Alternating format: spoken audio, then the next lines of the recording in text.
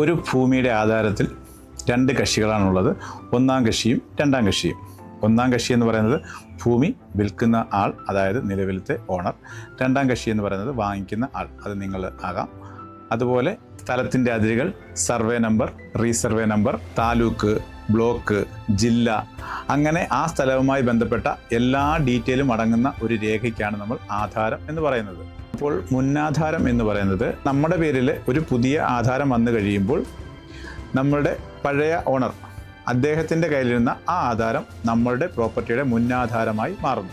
ചില പ്രോപ്പർട്ടികൾക്ക് അങ്ങനെ റീസെയിലായി പോകുന്നതനുസരിച്ച് നിരവധി മുന്നാധാരങ്ങൾ ഉണ്ടാകുന്നതാണ്. നമ്മൾ ഈ പ്രോപ്പർട്ടി മറ്റൊരാൾക്ക് സെല്ല് ചെയ്ത് കഴിയുമ്പോൾ നമ്മളുടെ കയ്യിലിരിക്കുന്ന ഈ ആധാരം വാങ്ങുന്നയാളുടെ മുന്നാധാരമായി മാറുന്നു. അപ്പോൾ ആധാരവും മുന്നാധാരവും എന്താണെന്ന് നിങ്ങൾക്ക് മനസ്സിലായല്ലോ. സോ ഇതുപോലുള്ള ഇൻഫോർമേറ്റീവ് വീഡിയോകൾക്കായി പ്ലീസ് സ്റ്റേ ട്യൂൺഡ്. അനീഷ് റസീദർ സൈനിങ് ഓഫ്.